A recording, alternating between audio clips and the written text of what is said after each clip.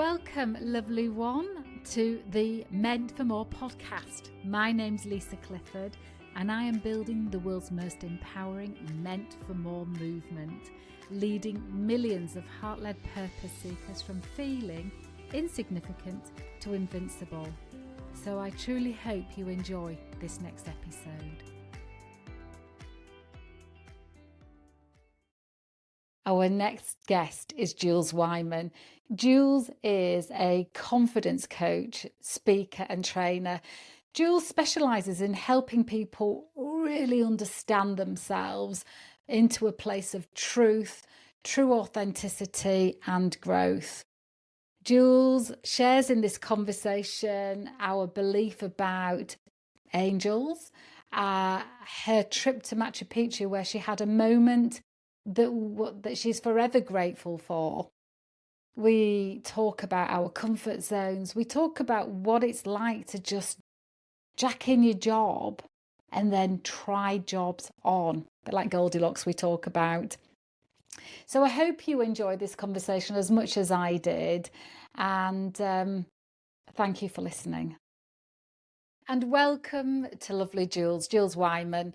And Jules, I'm so happy that you're here with us and having this fabulous, well, I know it's going to be fabulous conversation, setting you up. No pressure. You're ready for your launch.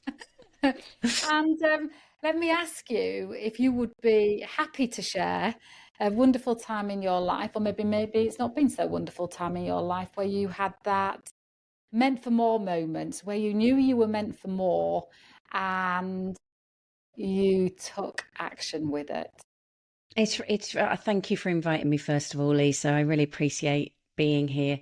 I think I've been really thinking about this because obviously I knew that I was doing this today, and I know what your whole question around meant for more. And there's so many little things that I'm like, oh, that was a little inkling about being meant for more, and then that was a little one, and that was a little one. So there's two really that came together without me realizing it, that then led me to take an action, but the action was much further down the line. So I know it was in August, and I know it was after a bank holiday weekend, and I know that the relationship that I was in at that point was not fun, probably for both of us, to be fair. And it had been absolutely pants from my perspective. And I remember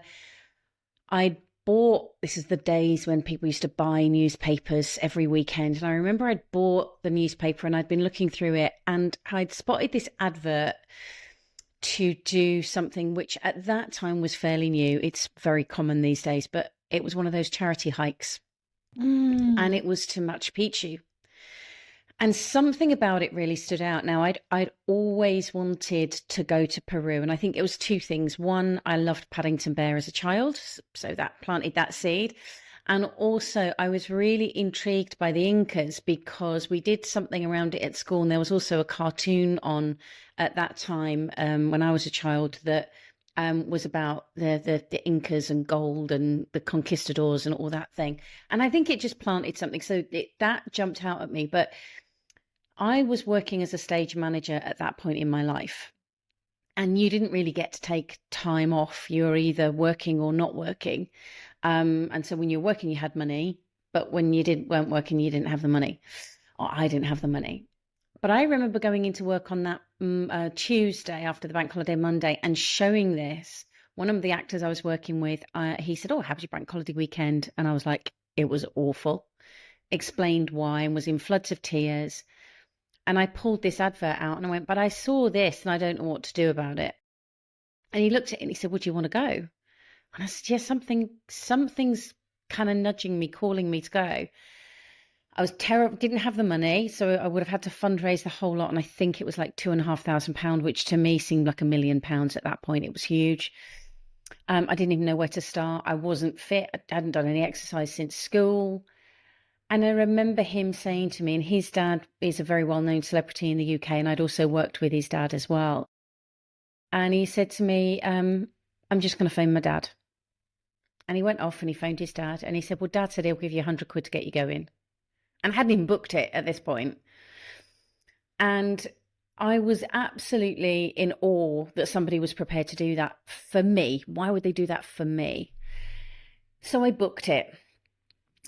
And then if we cut to, I mean, I could tell you so many stories about that anyway, but we cut to, there was a specific thing that after the charity trek I stayed on, and I traveled around Peru with with one of the other ladies that was on the trek. And one of the things that we did was we went to the I can't remember the name of the area, but it's where all the condors are flying around. And you go very early in the morning and you go and sit and wait for the condors to come down on the thermals and go through the valley.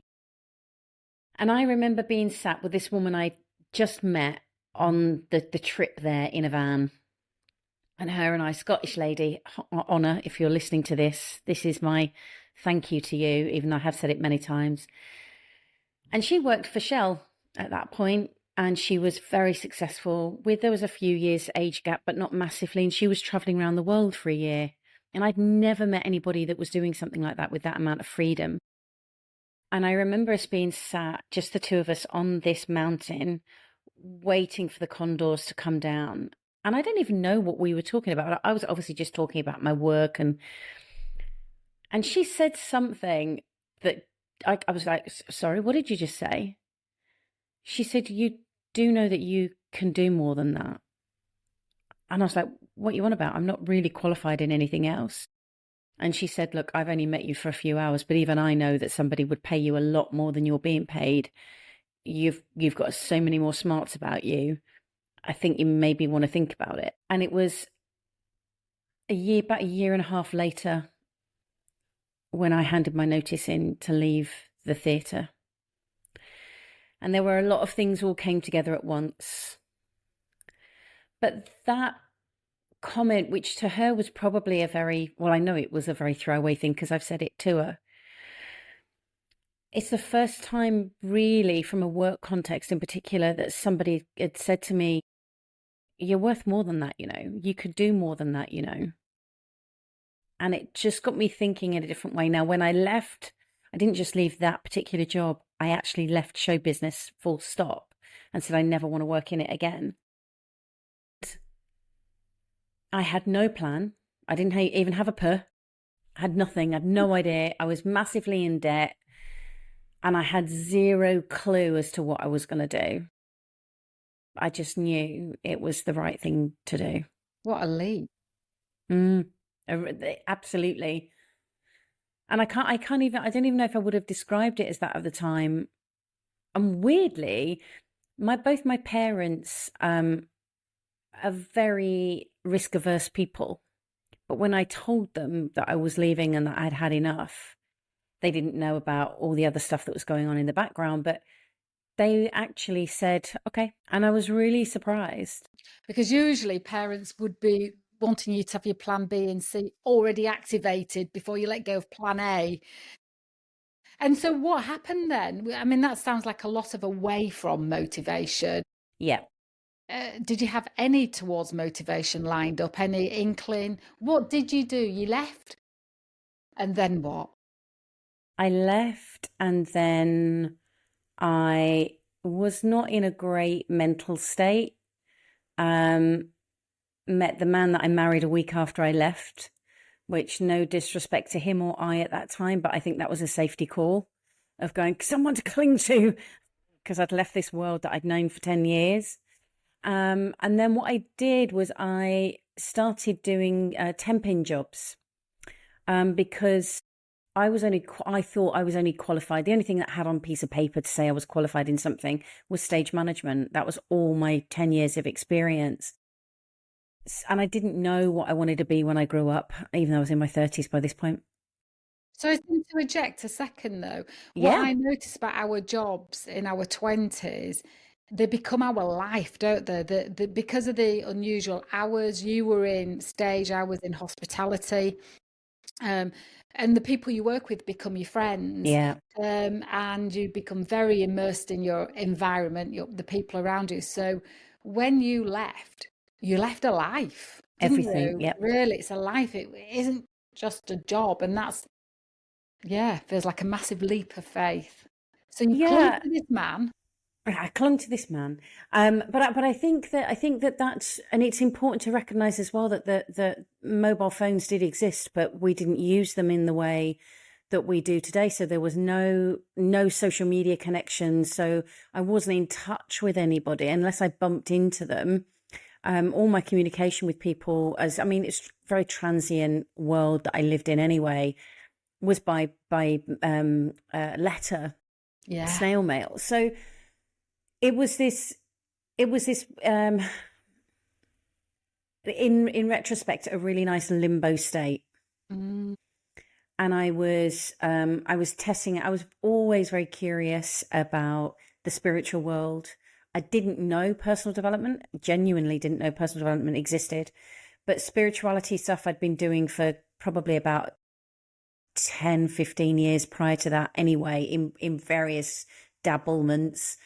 So I went and did a Reiki course, and I was going to different events and looking to quote unquote fix myself. mm, Um, and I suppose that roughly 2 years from leaving theatre to then qualifying as a coach was an exploration. And I think I was I certainly wouldn't have labelled it this way. So I'm looking at it in hindsight. I think it was a time of experimenting. So that's why I started to go and do temping jobs, whether it was waitressing or I worked in a children's nursery, I worked in a call centre. So yes, I apologise. I was that person that phoned you whilst you were having your dinner saying, could you do a survey? I apologise to everybody. That was me. we probably need to apologise back for hanging up. And the Oh, apology believe me. lies with us. But you know, it was such an interesting experience. Without realising it, I learned rapport skills. Nobody was teaching me rapport skills. But from the moment someone picked up the phone, I quickly learned how to. There was two things I took away from that role, and I did it for quite a long time. Was those rapport skills to how to navigate the script that I've been given, but actually to the person who's answering the phone. But also, I think it also taught me a lot of patience. In what way does telesales teach patience? Well, Because I suppose actually, let me change that. Rather than patience, it taught me not to take somebody's reaction to me calling them personally. that's powerful. Gosh, how helpful is that in life? Oh my gosh, because I honestly, there were times when I remember one particular instance where one guy absolutely lost his shizzle at me and used some very colourful language. And I was so, I must have looked like a rabbit in the headlights of going, sorry, pardon, sorry. I don't think they're appropriate words. And one of my colleagues who was much younger than I was, and he was a student, and I remember him just kind of like a cartoon, just going red from the base upwards, and it basically looked like steam was going to come out of his ears. And as I hung up the phone, I kind of sat there in a little bit of shock to kind of compose myself, going, "Oh, that was a bit intense. He's got a lot going on, going through my head." And my colleague was like, "What's his number? I'm phoning him back. How dare he speak to you like that? How dare?" And I was like, "It's okay. He's fine. He's obviously got some stuff going on." And that was the thing, is that I could see how many of my colleagues were taking somebody's rejection, quote unquote, personally. Whereas from my perspective, it was like, I have no idea what they've got going on in the room where they're answering the phone. You know, they could be desperately waiting for a piece of news. They could have just been having a massive argument. They could have been in the middle of dinner. There's so many different possibilities. So I learned fairly quickly to be robust and not take it personally. And I think without realizing it, that stood me in such good stead in life, let alone with the work that we do. It's such a good strengthening, isn't it? Because how often is that somebody's biggest problem is their interpretation of what's happening, and that is it one of the four agreements is not to take other people personally, Yeah. Yeah. And funnily which is enough, I was talking with a client about this yesterday. Really? Yeah, and I actually recommended the 4 agreements. He did say to me, "Are you on commission? You always recommend books." It's because I know he's a reader and that he will take that information on board. But yeah, I think the 4 agreements is such a great book, and recognizing that the two of the agreements that I think are so helpful are the not making assumptions and not taking things personally. Love those two. When I ask people a question and then they say, "Oh, I think," and hang on a second, I can do that myself. The thinking, bit, the making stuff up, I've got that covered. I want to know what the facts are. Yeah, Um, and so you were saying that you tried on different jobs. Well, I'm saying tried on. You said it's kind of, experimented. yeah, it Me, is trying them me, on. it felt like you were wearing them to see it just like Goldilocks. That Different you were porridges. Goldilocksing with the different jobs, and then 2 years later you became a coach. And how did was this whilst you were married? I got married in 2000, so I qualified as a coach in 2005. I got married in 2006. So it was whilst I was temping, that I was trying the jobs on. And I think what was so helpful with doing it is it because it was such a different context to the world I've been working in, it enabled me to see the stuff that I wasn't qualified on paper for. This sounds really boastful, but it is factual. Every temp job I had, they wanted to give me a full-time job. Mm. And it didn't matter whether I was working in data, whether I was working in the call center, whether it was in the children's nursery. The children's nursery, they were fighting to try and get me to stay on and train as somebody to work there with the children, which I would have loved to do if I could have done it my way. But I got into trouble because I made an empty nappy box and into a little bus. And I made a little bus stop and got the little 2-year-olds lined up, and I was taking them in the bus and pulling them around. And it wasn't a pre-qualified toy, so I wasn't allowed to do that. So Oh, yeah, I think I'd have probably got the into best game trouble. they ever played. They were still having a great time. I was having a great time, but yeah, we weren't allowed to do that. So then I went for counselling to try and help me with some of the issues that I had going on, and that just didn't work for me. It didn't resonate with where I was at. And again, long story short, ended up being offered some coaching. And through that coaching, the coach said to me, "Have you been reading personal development books?" And I'm like, "No, it's your job to fix me," which was absolutely my viewpoint at the time. Mine right Why? now. And and he said, "It's just that you've been actually coaching me for the last 10 minutes. I think that you don't realize that you do this. Maybe you should go and look into it." And when I do meet anybody that I used to work with and tell them what they do now, the majority of them just start laughing because they're like, "Yeah, that's exactly what you used to do." But I hadn't obviously seen it because I didn't know it existed. Yeah, you didn't know it's for. I mean, I didn't know what coaching was when I brainstormed all the things I'd love to do if I knew I couldn't fail, and it was a friend that I shared it with and said, "Oh, that's coach." And I said, "What's that?" I didn't know who Tony Robbins was. I mean, I feel Yeah. embarrassed. But I said, then where did that take you? So you As trained to be in, a coach. so I trained to be a coach. Well, it was during, and again, I started to train to be a coach, but I had zero intention of running it as a business because I didn't know that people did that. I just thought this was something that you trained in. That was it. So I was at that point still temping, but I was also doing Reiki sessions with people, and then training to be a coach. And as you know, when you train to be a coach, you have to have case studies. And unbeknownst to me, my case studies were referring me to other people. So I got a couple of phone calls with people saying, "Can we book in with you? And how much do you charge?" And it was a little bit like, I get to charge money for this? This is like, no, it's too easy. Surely you don't get paid to do something you love in this way, which is really ironic considering I was getting paid to do theatre and I loved the theatre for most of the time.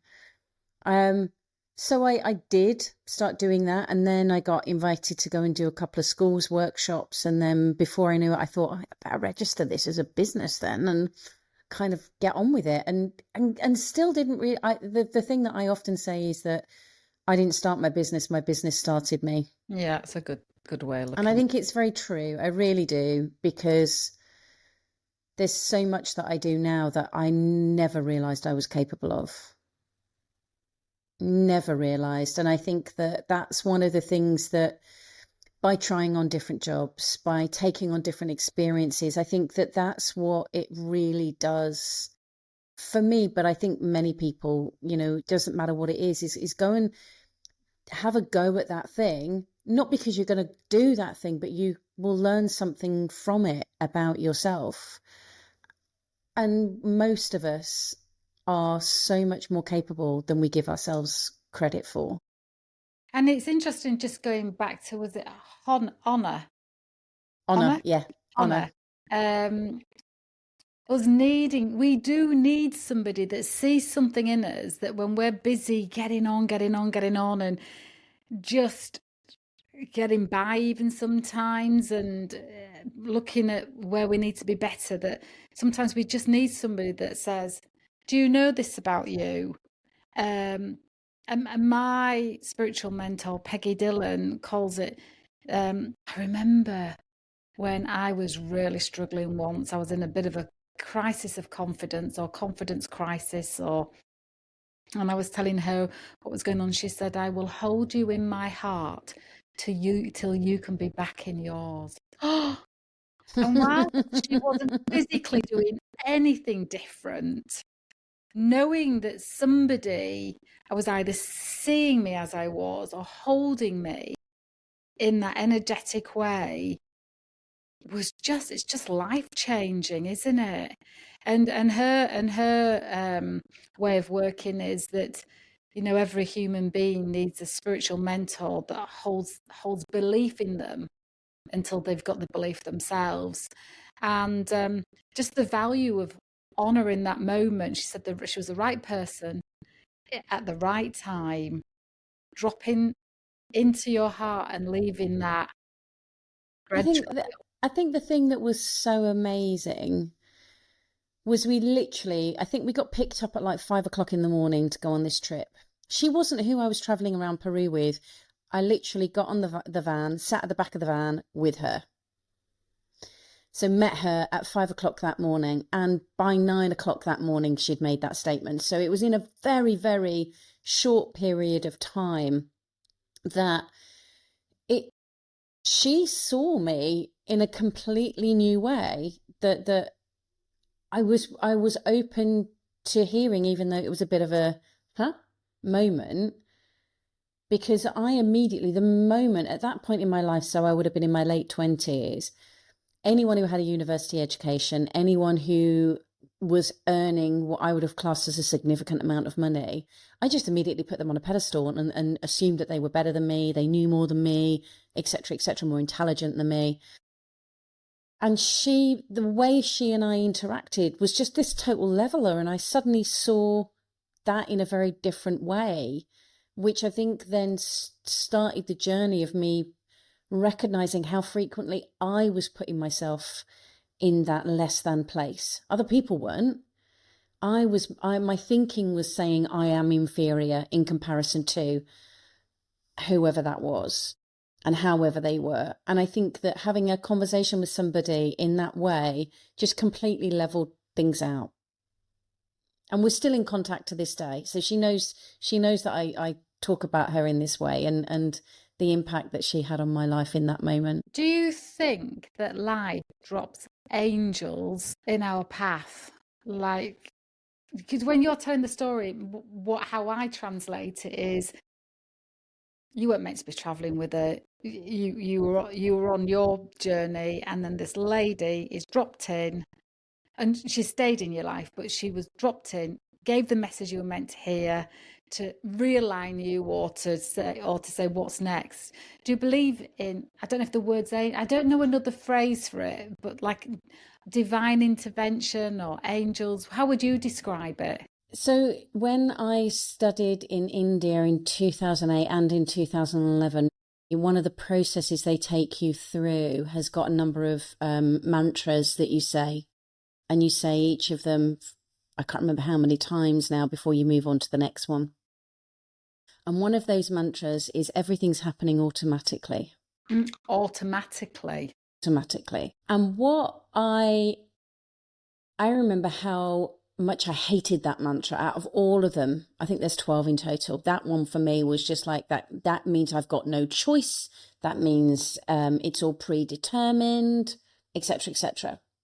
But actually, the more I've sat with it, and the more I've seen moments like just before Christmas, I parked the car in town in a place I never normally park, which meant all I was doing was walking from there to the office to collect something and then go back home again. That was the plan. And I never normally park there.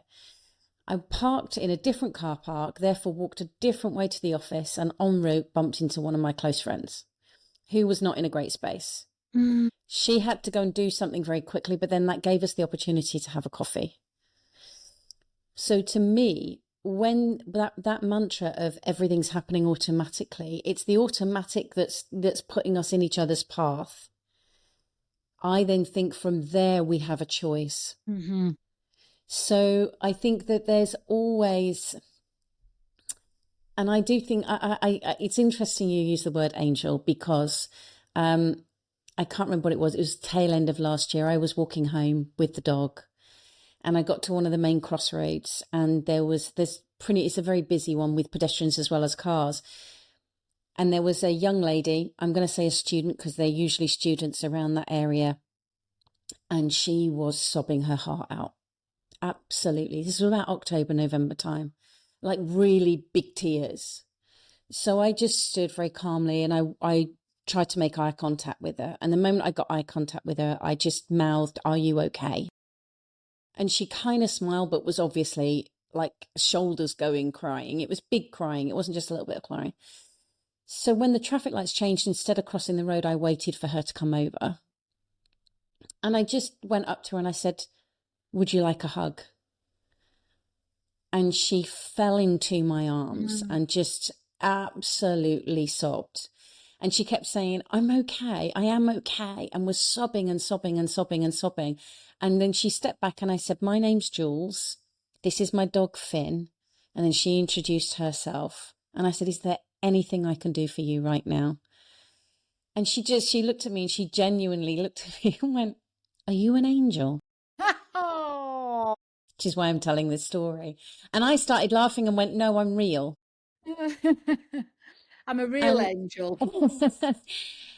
and she just sobbed for a little bit more. And I said to her, "Where are you going?" She said, "I'm going to a friend's." And I said, "If you want to come to my house for a cup of tea, I live around the corner. You're more than welcome to. I'm more than happy to give you my phone number if you need somebody to talk to." And she went, "Honestly, I'm fine. You cannot believe what that hug has given me." And that I've never seen her again. And I think Honor was that for me. I was that for this young lady. I think we all have the opportunity to do that. And sometimes I think we think it has to be a big thing, but it might be. I think that moment with Honor and I was because of where we were. We had nothing else distracting us. So we could do nothing other than be present with each other. Yeah. And I think that's why she saw something in me. And I think that then, and that's what I mean about, to me, people are put in our way, but how we converse with them and whether we're present with them, that's down to us. That's our free will, I think, to be able to do that interaction. But that person is put there. Where do we go from here? And also I could have heard what she said and went, "Yeah, she doesn't know me," and dismissed it.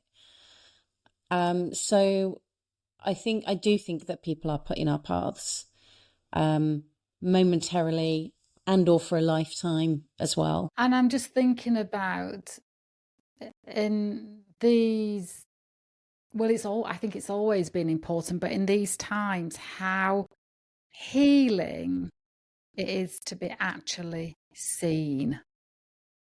Where somebody stops everything, stops the world, and just sees somebody without their filter of ego or fear, and is just totally present with that person and just sees them, and they feel understood or accepted or seen.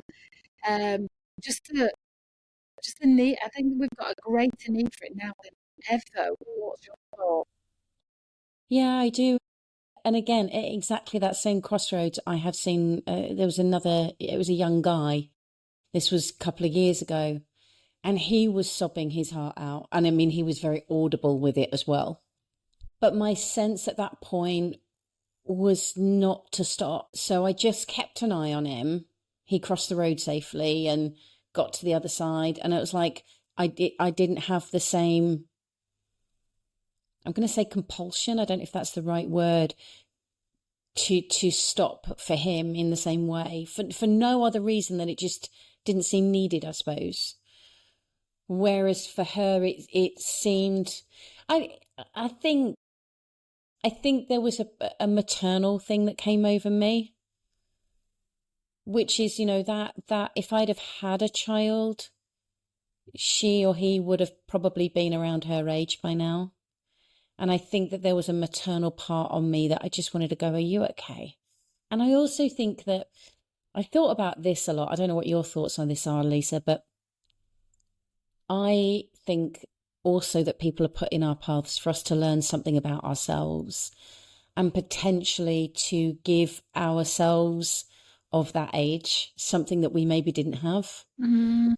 I know, weirdly, because I live on the same street now that I did when I was in my mid to late 20s. Really? Different house, but same street. Yeah. And I know there were numerous times when I walked that route and was crying and no one stopped me. No one. So I think that there is a part of me that potentially thought, that's me from, years ago. Let me now hug her and go, it's okay. Yeah, it's I know that's almost not like true. healing It's your own. just, yeah, Yeah. kind of. I think that with clients as well, some of the clients that I get, I'm like, this is me. This is a conversation from me to have Well, had with me 10 years ago. how often though do you find yourself um, giving some mentoring, some advice to someone, and you think, actually, that's really good advice for me right now, as though the mind thinks, I'm going to find a way for you to hear this. And, quite often I've been in conversations with people, giving them some tips, advice, or mentoring, thinking, actually, I'm going to write that down and do it myself. That's a brilliant action plan for me. Do you ever Yeah. find that? Yeah, The worst. one of the practices that I clocked quite early on after coaching was to stop when a client had left, was stop and write down any of the questions that I'd asked them that I remembered. It wasn't like a memory test, but what do I remember? And then sit and write my answers out to those questions, because I'm like, exactly, there's something, especially when I don't know if you discovered this as a coach. I suspect you have, knowing you, is that at the beginning when you learn, it's kind of clunky and you're trying to remember what good questions to ask or what tool to use or what model to use or anything like that. But the longer you do it, you kind of let all of that go and know that the right question or word or metaphors just falls into your lap. It's the only way I can describe Yeah. it. And so I think that sometimes that's where I don't think it's the mind. I think it's I don't even know what word I would use. Inner wisdom, I suppose. That it just, that comes to the fore, and that's where I'm like, oh, is there anything from that I need to be aware of that I wasn't aware of in that prior to that conversation? So I think it's there. I mean, how many times do people say, I'm good at giving advice, but I don't listen to it, Yeah. regardless of what job they do? Yeah. Or even people that ask for your thoughts, you give them, they say, yeah, yeah, I know all of that, but they're more into taking in knowledge and less about applying action, as though change happens from knowledge. Um, so just on the being seen front, um, are you finding with people or even clients, I know your clients are people, Just to clarify. yeah, that so much healing takes place by just holding space for them without and the complete acceptance of who they are in front of you, and them being seen for all that they are and all that they can be, is, before you even open your mouth, just so powerful for them, and that it's now more than ever before. Yeah, definitely. I think that the busyness and the distractedness and the lack of awareness that most people are being in on a day-to-day basis means that conversations, be them between loved ones, be them between friends, be them between work colleagues, they're not connected in the way that they could be.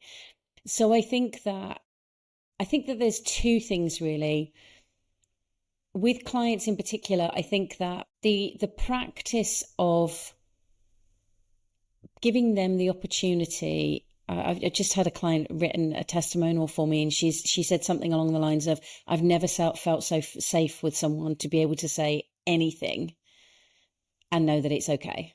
Mm. And I work very hard with that in the first meeting of somebody, let alone before we even start a coaching program together. And sometimes that does mean that I expose, quote unquote, myself. I don't mean literally, because that would be wrong and unethical. Hilarious for some people, I'm sure. But if it means I need to share something of myself in order for them to understand, look, I get it. Yeah. I really get it. And this is my experience, then I will do that. But also, I work very hard for them to know that there is zero judgment. I mean, I know some stuff about some of my clients and their life that their loved ones don't know. Yeah. And I don't mean that in a, oh, look at me, isn't that great? It just goes to show that if you are really, truly present with somebody, they will open up. But they've got to be able to know that they can without there being any judgment. So I think that's one thing. And I think then on the back of that, what they then start to realize, and I think the two are sort of intertwined, is that they realize I'm listening beyond their words. Yes. Because I will often get the sense that something else is being said, not being said. I really don't even know how to explain that. But the more conversations, I think the more conversations you have with people, I've started with I've just signed up a client this week, for example, and the conversation that we had in our initial chemistry call, I said to her, and this is one of my jokey phrases with clients, is I'm really sorry to tell you, you're absolutely normal. And she kind of looked horrified, and I said, I cannot tell you how many times I've heard pretty much word for word the phrase that you've just said in the nearly 20 years that I've been coaching now. And you can see this weight just suddenly go, oh, off her shoulders, and that realization of, oh, it's not just me, therefore, and then it opens up a different kettle of fish. And I think that's seeing that beyond can make such a big difference, I think, of recognizing there's so much more behind that. Let's look behind that and see where that takes us. Mm. And what's the difference in people, do you think, since COVID and people working from home, um, that's showing up in terms of their needs that they don't know that they need? So, COVID, you restricted us all, isolated us, work from home, and then people are now wanting to stay working from home, even though they know it's better for them to go into the office for their connection and their self-belief and their comfort zone expanding. What are you seeing that's showing up in their needs that I, wasn't there before? I think in some senses it's exposing stuff. So it's exposing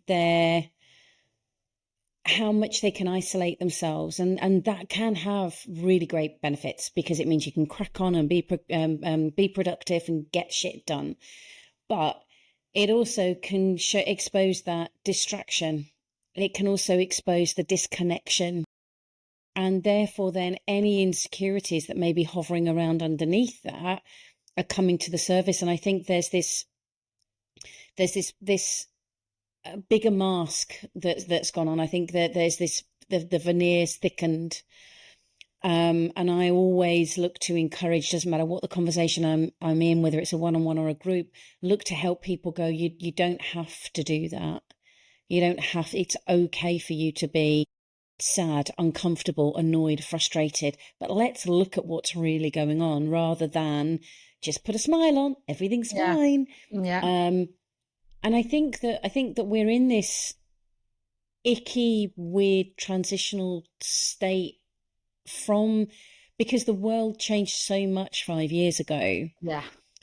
And it will never, I think there are still some people that are hankering for it to go back to normal, whatever the hell that was, but it will never do that. And I think that's a good thing. And we're in this liminal space between two things. We've left where we were, but we don't really know what's next. If we're on the shore. Yeah, yeah. So it's this, what's going on here? And I think that that's creating a great amount of uncertainty for people, myself included. And it's being able to, I was going to say navigate that, but I don't even mean that. What I mean is be comfortable with the discomfort of the not knowing. And that's something that isn't spoken about in the business world very often, isn't spoken about in any or many of the sectors. And yet it is something, is what, we don't know where this conversation was going to go. That's it. With a trust. I was talking to a company yesterday that wants to book me for a team day. And one of the things I said was, she was sharing with me about the team and how they have got a hybrid of working from home and being in the office, and we insist that they come in the office for 2 days a week and for their own mental wellness. And I had said, she said, on these days they like to know exactly what we're doing at every part of it. And I said, well, I'm going to encourage you not to share that, but to say it's a personal development day for personal growth. I said, because their minds are going to rule out anything that doesn't sound familiar. They've not yet been expanded into. And I was sharing with her how much learning we used to do by modelling other people. You'd sit at your desk thinking, oh my God, I don't know how to do X, Y, and Z, but Barbara's good at it. So next time I see Barbara, I'm going to watch how she does it. Or overhear somebody on the phone. I learned so much from listening to how other people do it. Therefore, I also didn't know that I didn't know how to do it until I heard somebody else doing it, thinking, oh, that's good. I'd like to do it like that. Or I am definitely not doing it like that. So that landed badly. But if you're left at home trying to work your way through it, quite often I'm finding these days people don't want to say, I don't know how to do something, because they've got job insecurity, or they feel that they should know how to do it, and that in some way they're letting somebody down by asking the question. And what I know from 100% of leaders that I speak to, they're really happy for people to say, I don't know how to do something, can you tell me? But are you noticing how the staying at home is making people very hesitant about what they step into, and how are you helping them step into what they're hesitant about? Well, I think there's a lot of fear.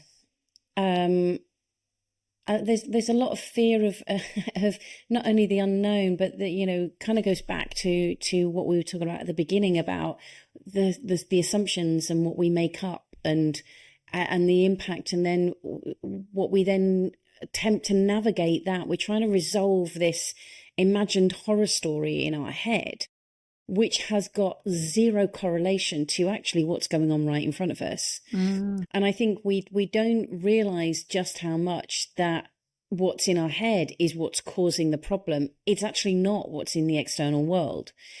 So one of the main things that I've got a couple of tools that I go through with clients that, to me, it really is all about just tell me the fact. What is the fact that we're actually dealing with? One of my clients yesterday had a little, I've been working with him for ages. This is the one I keep referencing the books to. And he said to me, he said, I've just had a realization. I'm delivering this presentation tomorrow to 18 people. And I've been screwing myself over trying to make sure that every slide meets every individual's needs. And, what are they going to come? He said, I've just realized I've been trying to think, what are they thinking? And I don't even know what I'm thinking. Yeah. Therefore, I'm tripping myself up. And I'm like, exactly.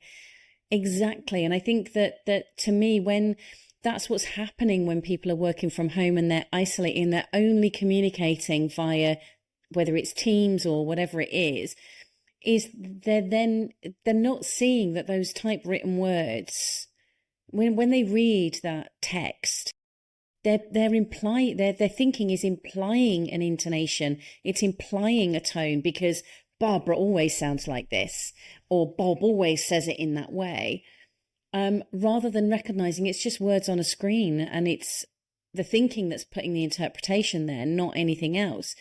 So that's what's tripping us up. So there's a lot of, for me, about let's look at what actually is there, the facts, versus what is being made up.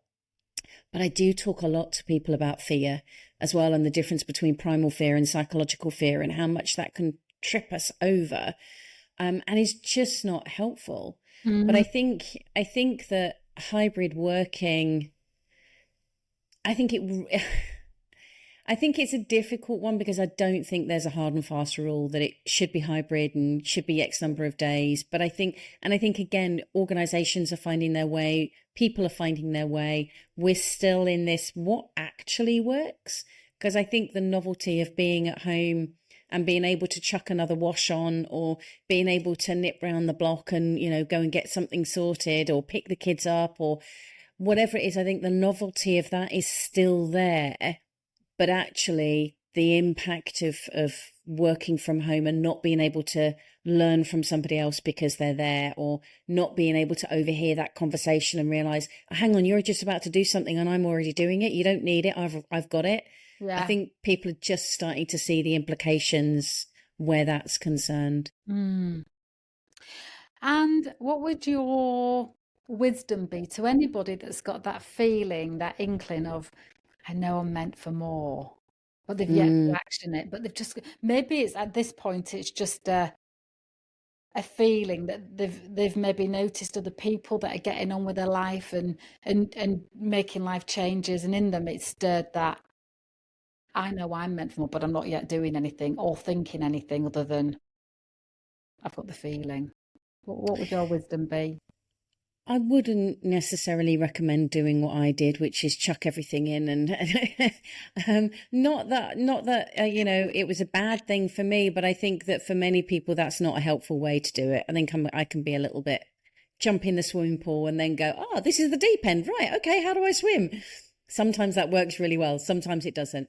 I think playing around with stuff, so testing stuff out, going and being somewhere for a period of time, a longer period of time, see if that's right for you, taking a sabbatical. I often talk with clients that are thinking about changing careers. It's like, well, can you go and do a work experience like you would have done when you were 15, 16 years old with one of your mates, just for a couple of days to see what they do? If they're working from home, don't do that, because it's going to end up in carnage. But, because I think that it's just as helpful to try something and go, ugh, not that, as it is to try something and go, oh, yeah, that. So I think trialing things, if it's from a work perspective, if it's, I know I've got a friend who's going through a challenge in relationship. For her, she went and lived on her own for a month. That was one of the agreements, because she just wanted to see, she'd never, ever lived on her own and wanted to see what that was like. So rented somewhere for a month and went and did that. So I think it's that experience. There are going to be some people who it is right to just cut and jump and go, yep, this is it. I need to just chuck myself in at the deep end. I think for the majority of people, though, trialing things, testing things out, because then there will come a point when you're like, yeah, I'm ready to do this now.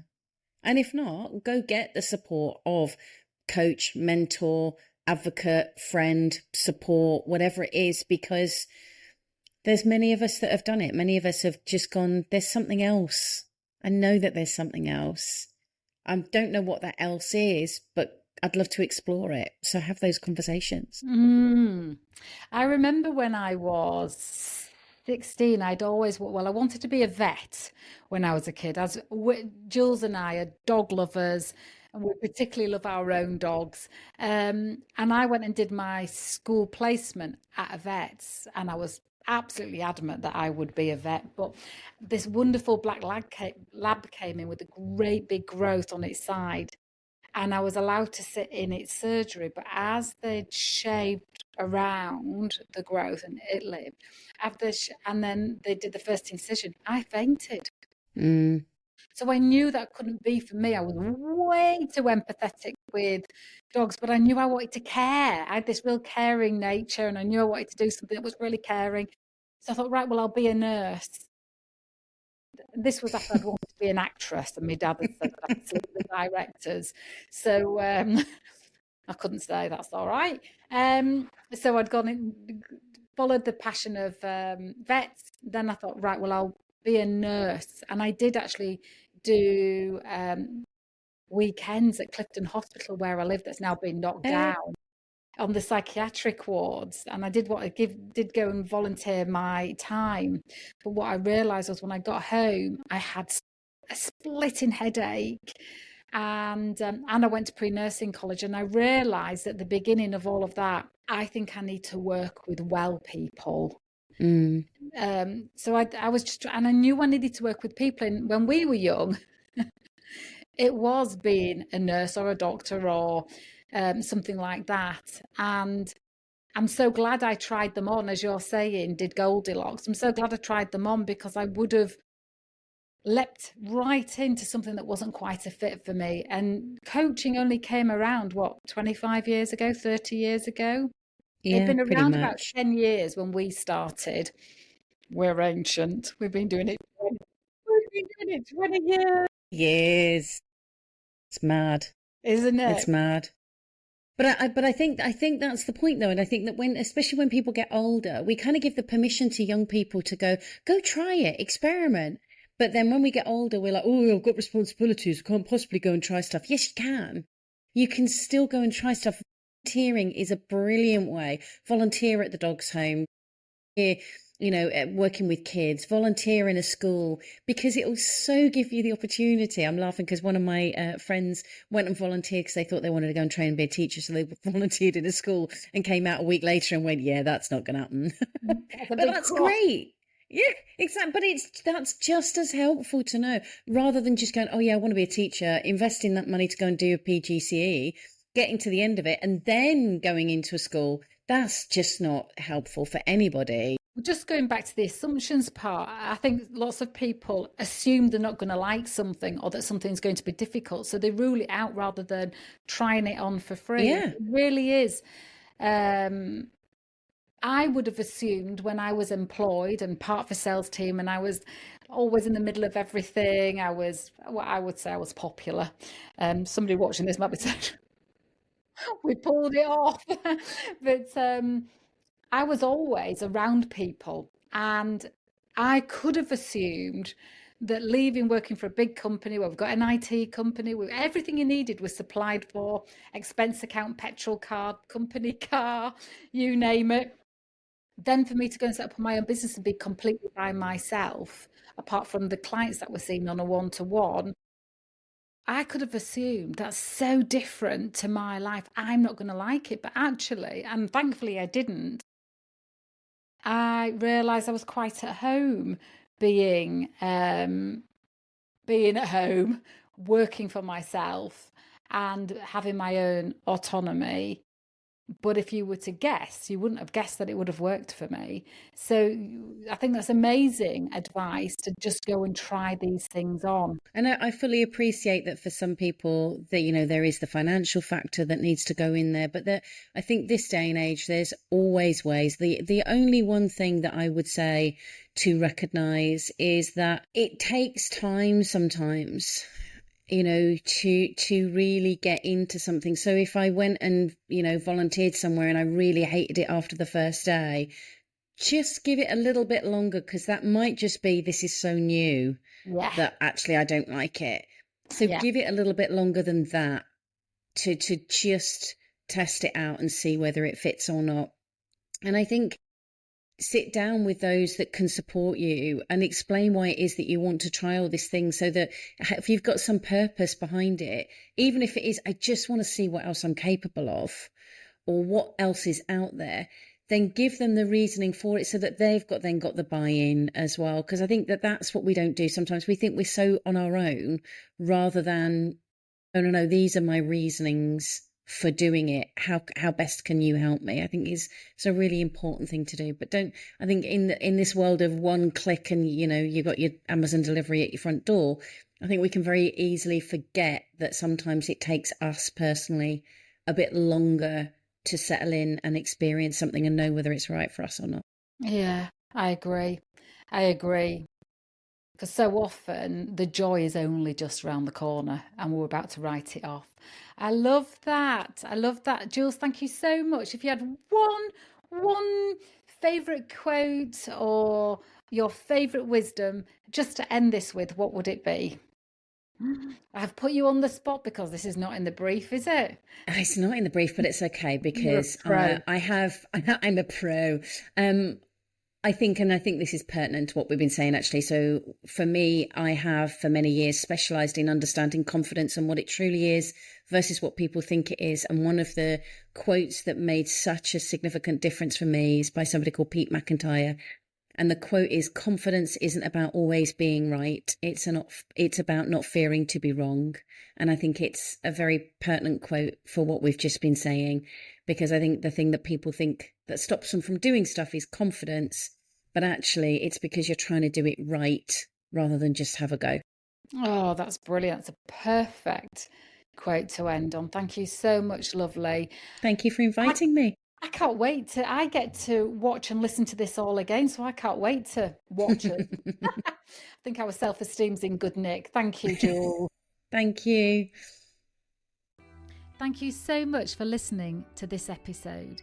If you would like to be involved in the Meant for More movement, then please drop me a line at lisa@lisaclifford.co.uk. Whether that's you're interested in being on the podcast, taking part in any of the trainings, or would just love to know how you can help empower others, then let's have a conversation.